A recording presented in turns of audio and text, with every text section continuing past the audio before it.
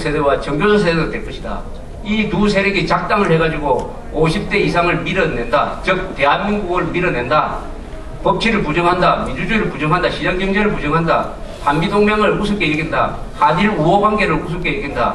오로지 민족 공조다. 그게 민족 공조가 아니고 사실은 민족 반의 공조지만 이런 식으로 나가지 않도록 하기 위해서 50대 이상이 건강하고 앞으로 살 시간이 많기 때문에 이 기간 동안에 우선 정교조 세대, 그래도 선입감이 아직 선입견이 덜 들어가 있는 이 정교조 세대를 바로잡자 하는 전략적 선택을 했습니다. 그래서 정교조 공격을 하고 정교조 비판을 하고 민노당, MBC를 약화시키고 해체시켜야 된다 하는 운동을 하는 이유가 바로 미래 세대를 구출하자는 것입니다. 피와 식별 기능이 불가능한 미래 세대를 구출하는데 여기에 3개 거점이 있다. 세 거점을 우리가 해체해야 되겠다. 즉 국민들을 속이고 국가 정체성을 파괴하고 법치를 파괴하는 이 3개 거점은 뭐냐? 민노당 관로하고 민노총, 정교조, MBC 이 세 개죠. 근데 이 세 개를 해체하고 이 세 개는 다 해체돼야 됩니다. 법대로 하면은 헌법 제8조에 민주적 기본 질서를 위반하는 정당은 해산돼야 된다. 이것은 민노당에 적용되면은 민노당은 헌법재판소의 결정에 의해서 해산돼야 됩니다.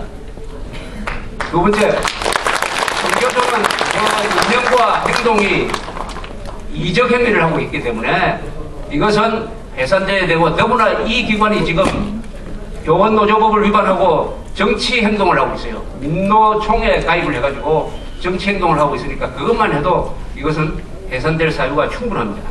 MBC는 방송국대로 하면은 제어를 안 해주면 그만이에요. 그래서 이명박 대통령한테 우리가 요구하는 것은 저 이순신처럼 영웅적인 행동을 해달라 이런 요구를 하는 게 아닙니다. 우리 아스팔트 위기 김대중 노무현 정권 때 싸웠던 정도의 용기의 한 10분의 1만 발휘해달라 이겁니다. 10분의 1만 발휘하는 게 무슨 몽둥이 들고 사찰을 하고 옛날처럼 불법 연행해가지고 야당이나 제야운동하는 사람들을 괴롭히라는 뜻이 아니고, 지금 당신의 손에 가지고 있는 방송법, 헌법, 국가보안법, 교육관계법을 이용을 해가지고 이 3대 단체를 해체하라는 거 아닙니까? 이걸 못하겠으면은 아니, 대통령이 법대로 하면 되는데 법대로 하기 싫다고 하면 대통령 물러나야죠.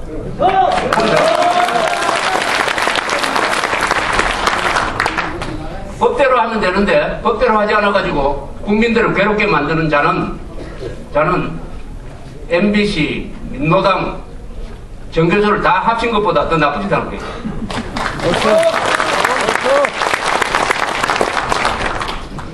오늘 왜 제가 이 김현희 사건을 끄집어냈느냐? 바로 기억을, 국민적인 기억을 말살하는데 가장 대표적인 사례였고, 지난 10년 동안에 친북 좌익 세력들이 우리가 모르는 사이에서 무슨 짓을 했느냐를 잘 알 수 있고, 이 김현희 사건을 통해서 우리가 친북 좌익들, 이 반대한민국 세력에 치명타를 안겨줄 수 있다고 생각했기 때문에 이 화제를 꺼냈던 것입니다. 1987년 12월 29일 날 바그다드를 출발한 대한항공기에 폭탄을 장치를 해가지고 지금 미얀마 근해에서 폭발시켰어요. 115명이 죽었습니다. 가장 많은 사람이 현대 건설 이라크 노동자들이 죽었습니다. 60명 이상이 죽었어요. 당시에 회장이 이명박 대통령이었습니다. 이명박 대통령은 이 사건의 피해자입니다. 본인도 그렇게 이야기를 했어요. 자기가 2번 눈물을 흘렸다고. 모친이 돌아가실 때, 그리고 이 사건을 만났을 때 눈물을 흘렸다고 이야기를 했습니다. 그래서 이명박 대통령이 관심을 보여주었기 때문에 지난 11일 부산에서 김현희가 다시 공중 앞에 나타나고 일본에서 온 납치자 가족하고 만나는 그런 만남이 이루어지게 됐습니다. 이것은 이명박 대통령 때문입니다.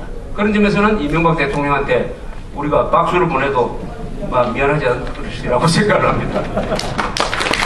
자, 그런데 이 사건은 범인이 잡혔어요. 항공 테러 사건에서 범인이 잡히는 경우는 거의 없습니다. 범인이 잡혀가지고 한국에 붙들려 와가지고 전향을 했습니다. 왜 전향을 했느냐? 김현희를 전향하게 만든 가장 큰 것은 남대문 시장이었다라고 이야기를 합니다. 본인한테 들었어요. 남대문 시장 수사를 받고 있을 때 밤에 수사관들이 차에 태워가지고 남대문 시장을 쭉 한번 돌아다니까 아, 이렇게 물건이 많구나. 또 물건을 바깥에 내어놓아도 안전하구나. 누가 훔쳐가는 사람이 없구나. 여기에 충격을 받았다고 합니다. 그래서 자백을 하기 시작했어요. 잘 훈련된 여자가, 머리 좋은 여자가 진심으로 자백을 하기 시작하니까 이 사건의 전보가 낱낱이 밝혀졌습니다. 세계 항공 테러 사상에 김현희의 대한항공의 폭파 사건처럼 가장 잘 수사가 되고 가장 잘 정리가 되고 가장 잘 입증이 된 폭파 사건은 없습니다. 이게 완벽하게 입증이 됐습니다. 따라서 대한항공 폭파 사건은 출발부터 의혹이 없었어요. 요새 대한항공 폭파 사건 의혹이라고 말하는 자들은 없는 걸 만들어낸 겁니다. 대한항공의 폭파 사건은 범인이 잡혔기 때문에 또 여기에 관련된 국가가 많았어요. 일본도 있고 일본 여권을 썼기 때문에 위조 여권을 썼기 때문에 미국도 알아보기 시작했습니다. 헝가리, 통과한 나라가 헝가리입니다. 헝가리에서도 다 독자적인 조사를 해가지고 이것은 범인이 틀림없다라고 결론을 내렸기 때문에 국가적으로 다 입증된 것입니다. 나중에는 김정일이도 스스로 자백하고 말았습니다. 사실상 뭐냐? 김현희가 여기 와가지고 나를 가르친 일본인 여자가 있었는데 리은혜라는 여자였다. 요렇게 생겼었다. 아마 술집에서 일했던 것 같더라. 나이는 몇 살이고 신체 특징은 뭐다라는 걸 잘 이야기를 했습니다. 이걸 가지고 몽타주를 만들어가지고 일본 경찰이 수배를 해가지고 밝혀냈어요. 그 사람은 실종된 다구치 야에코라는 여자다. 이렇게 됐습니다. 그래서 그 사진을 김현희한테 보이니까 이 여자 맞다고 그랬습니다. 그래서 민간단체에서 나중에는 일본 정부가 북한에 이 사람을 돌려달라고 이야기를 했습니다. 2002년 9월 17일 김정일이가 광복한 고이즈미한테 만났을 때 우리가 13명의 일본인을 납치했다. 8명이 죽고 5명이 살았다. 이렇게 됐습니다. 그 8명 죽은 사람 중에 다구치 야에코가 포함이 돼 있었어요. 이거는 뭐냐? 김정일이가 스스로 대한항공의 폭파 사건은 내가 시켰다는 것을 증명한 거하고 마찬가지 아닙니까? 이렇게 해도 아직도 김현희를 가짜로 모는 자들이 있습니다. 가짜로 모는 자들. 일부 판사, 일부 변호사, 일부 신부들, 일부 언론인들, 그리고 선동 방송들이 그렇게 만들었어요. 없는 의혹을 만들어낸 것입니다. 이 의혹은 처음부터 어디서 생겼느냐? 북한 방송, 북한 매체가 의혹을 만들어서 일본으로 보냈습니다. 조총련이 그걸 받았어요. 그리고 일본의 좌익들이 의혹을 만들기 시작했습니다.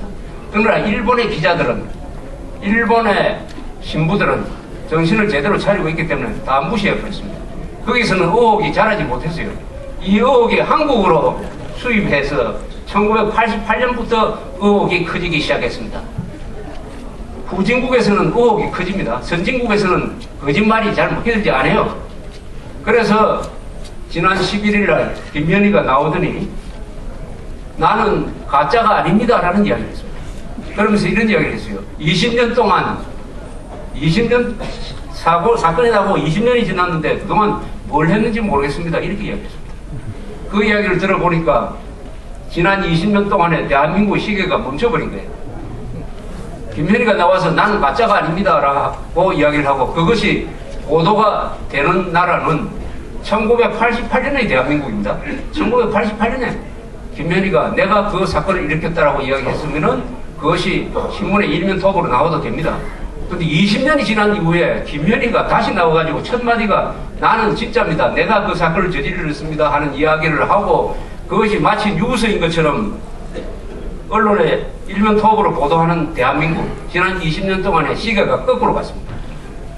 20년 동안 발전을 하지